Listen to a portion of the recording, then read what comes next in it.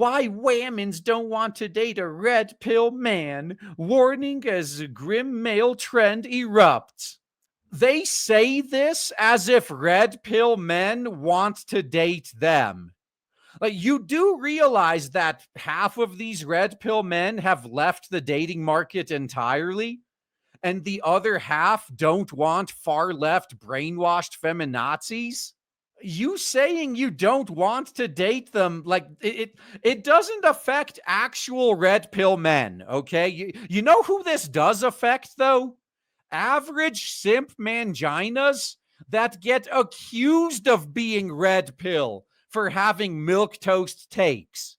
Those are the only guys that are suffering, guys that aren't even red pill, but they will be red pill after you put them through this. This might be the final straw that wakes up a lot of blue or purple pilled men. Like, dude, I'm not even red pill, yet I was accused of it, and now I'm undateable. Well, may as well see what these guys have to say now. I got nothing to lose anymore. There are over 330,000 more women than men in Straya, but despite the dating pool inequity, there's a growing number of single guys whom women will never pursue. Men are walking away from the dating market because it's just not worth it anymore. And this is just women trying to spin it as if it was them that made the decision. Oh, that man that walked away from the dating market? Well, I was never going to date him anyway. It is our choice to never pursue those men. Whatever helps you sleep at night. You can have it. You can have the glory for that. I don't care. It's not going to change the truth any. It's not going to change the fact that you're probably going to be buying a crazy cat lady starter kit in a few years, while the men who you're shitting on are going to be living happily. You can believe whatever you want until the reality sets in. I don't actually care. Just keep on going. These undateable men are those who subscribe to the red pill notion, an alarming subculture that perpetuates facts and logic by opposing feminazi narratives and emphasizing traditional gender roles. Yeah, what's funny about the traditional gender roles, by the way, a lot of these modern progressive women, they still demand traditional men. They're not willing to be traditional women worthy of those traditional men. But they get so offended when you refuse to be a traditional man for them. Look, if you want a traditional man, you better be a traditional woman. If you're not a traditional woman, you do not deserve a traditional man, nor will you get one. It's that simple. And again, this is really just cope. Guys who are walking away from the dating market are now being attacked as, well, they were undateable anyway. Well, I don't want to see any more TikToks about women talking about, like, where are all the men? I just went to a speed dating event and it was like 99 women and one man. And the one guy left after like 10 minutes after he ate his fill at the snack table. I don't get what's going on. Where's all the good men who want to commit? Now, the term originates from the 1999 film The Matrix, where the lead character is offered a choice between a red pill and a blue pill. The red pill symbolizes awakening to harsh realities, while the blue pill represents remaining happy but ignorant. Yeah, these harpies, they've picked the worst of both worlds. They stick their head in the sand and ignore the harsh reality, but they're not happy in their ignorance either. They're also angry and miserable. So they're ignorant, angry, and miserable. Like, man, you may as well be mad and miserable at the actual reality if you're already going to be mad and miserable. Men's rights activists have taken the repo concept to represent similar awakening to what they might perceive as the true nature of society and gender relations. It's so nice of the media to catch up to where we were literally decades ago. When did Barbarossa first start making videos? Like, it has to be almost 20 years ago by now. Yeah, it's been that long, hasn't it? Makes you feel old, don't it? And just now the media's noticing. Okay, it was 17 years ago. I was close. I was very close. These modern misogynies often come together in online virtual space dubbed the the manosphere. Yeah. A collective of various digital communities promoting warped views of masculinity. That's how they call the truth. People found within the manosphere include men's rights activists and incels, a group of heterosexual men who blame whammons in society for the lack of romantic success and who openly admit to loathing whammons for not sleeping with them. So this is the exact same guilt by association that they get so mad at when we do it to them. Like when we point out all the evils of feminism, they always deflect like, well, that's not us or what we believe. That was just those women. Yet they are so quick to lump every single man that doesn't want them with incels. Well, you're in the same group as incels, and incels hate women, so therefore you're an incel that hates women. Okay, I don't even care anymore. You can believe whatever you want. It's not going to change anything for you. We're not the ones that are going to be alone and miserable. Okay, we'll be we'll be perfectly fine. We'll be happy, and that I think is what's really going to push these women over the edge. Like we see this all the time with stories of women who break up with their husbands or boyfriends, and then they're just seething when they get replaced almost immediately, and their ex is way happier without them while they're alone and miserable and can't even get a date. Yeah, that's what's really going to push these harpies over the line. When they are alone and miserable and they look at all these quote unquote incels actually living happy lives and not even thinking about women anymore, oh, that is gonna trigger the hell out of them. And men shouldn't be allowed to be happy. They're supposed to be sacrificing everything for me.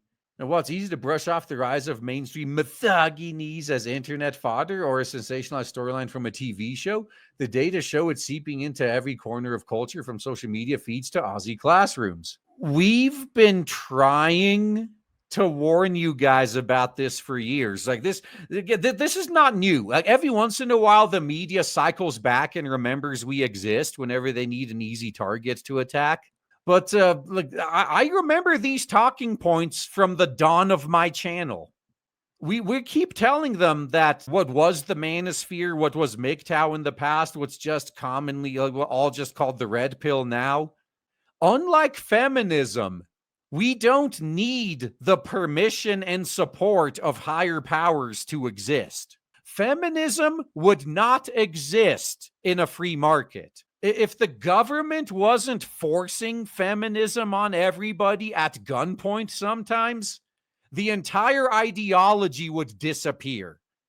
It cannot survive on its own. It needs to be artificially propped up. That's not the case with MGTOW. MGTOW is not some centralized power structure that relies on government backing. MGTOW is a loose collective of individual men that all just decided, fuck this shit, I'm taking my ball and going home. We're not anywhere near the same thing. There's literally nothing you can do to fight us. Although it's funny watching them try. It's like watching someone try to demolish the pyramids by banging their head against them. Like that's basically what's going on here. The disturbing rise in troubled men is something Australians should be worried about, warns Tarang Chawla, a vocal advocate of gender equality and the anti-violence campaigner. Okay, the disturbing rise in troubled men is something you should be worried about. All right, what is it that's causing them to be troubled in the first place? Because as usual, they're trying to attack the symptoms, not the root cause. They're not willing to go after the root cause because it's them, but they'll go after the symptoms all day. Like, do you think if these young men were not troubled that they'd be flocking into the arms of Andrew Tate? Of course not. So instead of reading about them going to Andrew Tate, you need to be asking, what is driving all of these young men to people like Andrew Tate? Why are they going to Andrew Tate? And what can we do to fix the problem? But like that's see, they ask the first part of the question. Some of them actually do ask, like, why are they gravitating towards Andrew Tate? But the conclusion they come to isn't, well, maybe we're the problem and we're driving them there. No, the solution is always, well, they just need to man up. There's something wrong with them. Fair enough. Keep believing it. Again, we're not the ones that are going to suffer. We'll be fine. The rise of repo culture in the manosphere isn't thinking isn't just an edgy internet banter. It's leading to real world harm. Yeah, harm for these grifters and the ideology they use to grift. At its core, it frames gender equality as a kind of threat that paints women as either being manipulative or lesser. Do you have any facts to prove that that's not true, though? Because all these guys have is appeals to emotion. So this normalizes misogyny and creates this culture where violence against women is excused, minimized, or even justified. I mean, wouldn't you want violence to be minimized? So Australians should be concerned. Yeah, it's such a big threat when guys are just walking away. Charla, whose sister Nikita was just 23 years old when her husband Minecrafted her in a jealous rage in current year -10, added that these distorted beliefs create a dangerous space for women to exist in. Well, how about this then? Islam was right about women. It's too dangerous to leave them around men. So women should be forbidden from interacting or even showing their faces to men that aren't their family members. That will solve the problem immediately. Just keep them completely covered up so no man will be tempted to snuggle them. Keep them hidden away from society as a whole to keep them safe. It's for their own good. Like, women should want Islam. They should want Sharia law. It's literally for their own good. Like, don't they see that Islam is just protecting women from the urges of men? That's what they want. Let's give it to them. Now, the idea that men are universally oppressed or that women only pursue wealthier men or a certain kind of man reinforces this toxic adversarial view of gender that is pitting people against each other. Yeah. So pointing out the truth is apparently toxic and pits people against each other. Yeah, I guess pitting people against each other is only fine when they do it. They don't like it when anyone else does. And when some men feel entitled to women's attention but believe they're being denied it due to a rigged system, resentment builds. Yeah, now we're going once again to lumping all red pill guys with incels. And resentment, when mixed with entitlement and dehumanization, becomes a risk factor for violence. Do you realize you've just described women in the Western world? Do you really have this little self-awareness? But while these groups grow and spread vitriol, women are using the internet to warn each other, beware of the red pill guy. Yeah, you know that guy that's not in the dating market anymore anyway? Well, fuck him. I didn't want him anyway, and neither should you. Like, yeah, we're not going to date these guys that are walking away from us. That'll show them. Well, if you don't come back, you're not going to get any pussy.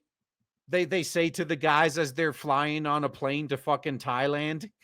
And one feminazi social media user who dedicates her page to calling out male content creators spewing rep ideology recently captioned one of her clips, "Don't date or take relationship advice from these males." Hey, once again, it's you who's going to suffer, okay? To go back to the analogy I always use, I'm just a guy sitting at the edge of a minefield, and when I see someone about to walk into the minefield, I try to warn them, like, hey, that's a minefield. You don't want to walk in there. It's dangerous. Some people, they're like, oh shit, well, thanks for warning me. I'm not going to walk in there. I'm going to go around it. And we cool. Other people are like, fuck you, incel. I don't have to listen to you. You don't know shit. What the fuck do you know? Like, oh, you know what? You don't need to get angry. I don't require you to listen to me. Be my guest. Walk into that minefield if you really want to. And then they take 4 steps in there and get their legs blown off. And then they're screaming at me to save them. Like, I'm not walking into that minefield to drag your ass out. You fucking crazy? After I saw what happened to you? Oh, hell no. Drag yourself out. I already did my part when I warned you. You didn't want to hear it? This is on you. I'm just going to be sitting here sipping my coffee while I wait for the next person to walk by. And now I have a better example. Now I'll be like, hey, there's a minefield here. You see that person that went ahead of you? That could be you. And they'll still not listen, but at least I can say I tried. Yeah, I love how they act like they're hurting us somehow, but by destroying themselves and not listening to us. Yeah, you sure showed us. Man, how am I going to sleep at night? Others are sharing the moment they realized their other half had swallowed the red pill, with many reviewing it caused their relationship to come to an end. Man, those guys are so fucking lucky. They are so lucky that these dumb 304s just ended the relationship before they got too committed and lost half their stuff and access to their kids and all that other stuff. These red pill guys have gotten out of hand. One shared in an emotional video. Now, most of these women, they're complaining about the red pill in the same videos that they're complaining about how it's so hard to find a man. Oh, it's so hard to get a good man. Why can't I get a date? No man is asking me out. And then they go attack the men that have walked away. I wouldn't want these guys anyway. Well, shouldn't you be more focused on the group of guys you do want then? Like, why are you, and to be fair, this is criticism I've had towards red pill men from the start as well. The amount of guys who will claim they don't care about women, and yet that's all they ever talk about. Like, yeah, this is the same energy. These women claim that they hate these men anyway. They don't want anything to do with these men, and yet these men are all they ever talk about. Like, obviously, you're still obsessed, and you're just mad and bitter. Like, we call that the red pill rage in these parts. Like when guys are first woken up to the red pill and they realize that everything they've been told was a lie. And yeah, they're rightly mad. Like, so you mean to tell me the thing I've been working towards my whole life for the past 20 years is a fucking lie? Yeah, that'll make someone mad. Like, I wasted my entire adult life on a lie? Yeah, that'll piss a dude off. But some of these guys, like, they never grow out of that. Like, red pill rage initially is understandable, but you're supposed to get over it. You're supposed to learn to deal with it and move on. Yet there's so many guys out there, like, it's been a decade sometimes, and they're still in that red pill rage phase. Like, no, that's pathetic, dude. Come on. You're giving all of us a bad name. See, guys like that are what these feminazis point to when they're smearing the rest of us. Yeah, they're not going to point to the guys like me that are just sitting at the edge of the minefield laughing. But who are these men and how can women spot them? Oh, they're actually pretty easy to spot. You know those guys that have zero interest in you no matter how much you try to come on to them? That's a red pill man. Or a gay guy. Only one or the other. Melbourne's psychologist Carly Dober said research shows some men are more vulnerable to the harmful ideology than others. Once again, you realize this is just men independently waking up and finding each other, right? Systematically, some young men feel they are being culturally left behind academically and professionally, with wages and jobs not as easy to access as typical markers of adulthood, home ownership, and procreation. More difficult or impossible to access compared to previous generations. This is actually absolutely true. This is 100% true. When especially if you're a white man, a straight white man, and you look out and all you see is DEI programs and everyone but you being given preferential treatment despite you being more qualified than them, you think that might piss someone off? But a lot of these guys, instead of just being destructive about it, they're either leaving the country, they're going, like Nomad Capitalist said, go where you're treated best. If your home country treats you like shit, get your passport and leave. Move to a country where they'll treat you better. Move to a place where they'll actually respect you. And don't look back. So some guys are leaving the country, some guys are staying within their home country, but they're just, giving up on society. Like they're basically going minimalist and they're doing the bare minimum work to pay for their hobbies. They have no ambitions to be homeowners or husbands or fathers. They're just living for their hobbies. That's what the smart men are doing. Like, Whammons also have far more agency than the previous generations and are indoctrinated and employed and have more choice with how they spend their lives. And isn't it funny how they're more miserable than ever? Like every single study seems to indicate that like each successive generation of women is more miserable than the one that came before. How are you enjoying that male privilege? Guess what, ladies? You can keep it. We don't want it. Look, as a man, we never wanted it.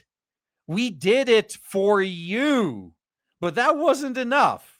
You wanted to do it yourself because you wanted to prove that you're better than us. You couldn't put up with the fact that we were making the sacrifices. We were running ourselves into an early grave, not because we liked it, not because we wanted to. We did it for you. We wanted you to live a better, easier life. We destroyed ourselves so you could live a better life. And you see that and go, it's not fair. We want to do that too. You know what? Fuck it. You can have it. We don't want, look, we never wanted it in the first place. We were only doing it for you. Now that you've shown us that you don't like us or respect us or want us anyway, we have no reason to keep doing it. We'll be fine living minimalist lifestyles, enjoying our hobbies. You go right ahead and work those 80-hour weeks and run yourselves into an early grave. Go right ahead. That's what you want. You work 80 hours a week to pay the taxes for my welfare. You wanted that male privilege, you can have it. Now, the messaging from these red pill communities often ignores systematic drivers of inequality and seduces men with simple but incorrect answers to these complex issues. This is just a blatant lie, by the way. Some men also already endorse anti-feminazism and anti-discrimination messaging and behaviors. This community can be a logical next move for them. And let me just remind you once again, unlike feminism, which can't exist without the government enforcing it, the red pill is just a disparate group of men independently coming to the same conclusion. You're never going to win against that. It's literally impossible. Chala, who recently became the safety advocate for a popular dating app, Bumble. Oh, you mean that same dating app that's been through like what 2 or 3 different CEOs the past year who keeps failing because men are walking away? And I said that even though the number of men subscribing to extreme misogynies is on the rise, singles overwhelmingly wants to date with consideration. 96% of Gen Z want a respectful dating experience. Well, these two things are not they're not mutually exclusive, you know. A lot of guys end up in the red pill because they realize they can't have a respectful dating experience with a lot of modern women. And 95% believe that dating apps should take action against bad behavior before it starts. And look, no one disagrees with that. Look, these dating apps, they're doing exactly that. They've already ran away 95% of the male population, and now that's what they're bitching about. Where are all the men? How do we get men on to date again? You just need to do the opposite of what you've been doing for the past few years, okay? It's not hard. That should tell us everything you need to know. People are actively seeking safer, more values-aligned spaces to connect. Anyone who's dumb enough to believe this and keep investing in it is a sucker who deserves to lose their money. I have no sympathy for them. I need to find a way to profit off of them. However, he said you can't ignore that there is a disconnect that is eroding trust. Ask Whammons, they'll tell you they've met these men, they've dated them, they've blocked them. Oh, God. So now women are complaining about the few guys left on these dating sites. Like, why don't you get rid of them? Like, he's literally the only guy in the entire city using the app. And we can't get rid of And by pretending this is rare, we dismiss women's experiences and ignore how widespread these beliefs have become, especially online. I wish we got the same consideration for our talking points, by the way. It's leading to a breakdown in trust. Oh, trust me, the trust is long gone. Where many women feel like they have to be on guard, even in romantic contexts. Yeah, that doesn't happen with men, right? Like, no men need to feel like they need to always be on guard, even if they're married, because like it's not like their children could be taken away, half their stuff could be taken away, they could be sent to jail for not paying back child support. Yeah. Fuck these guys. Dober, who owns Melbourne's Enriching Life Psychology Clinic, added this ideology is harmful to all of us, including men. Violating traditional masculinity norms can lead men to experience more depression and suicide. This ideology needs to be seen as extreme and stamped out. No, I actually don't disagree that violating traditional masculine norms will lead to things like depression and self-minecrafting. But do you realize that this is just a response to women violating traditional feminine norms? How can you, with a straight face, pretty much demand that, want to force men to stay by their traditional masculine norms while allowing women to walk away from their traditional feminine norms? Like that's fine. That's empowerment. If women want to walk away, that's empowerment. If men want to walk away, oh, this is dangerous and extreme and needs to be stamped out. This attitude is why men have just given up on society, given up on women. We literally just don't care anymore. We're doing what work we need to make sure we're taken care of. Everyone else is on their own, just like we are. If we can do it, you can do it too, right? You can do anything we can do while barefoot and pregnant, right? Now's your chance to prove it. I'm looking forward to where the next few decades are going to lead.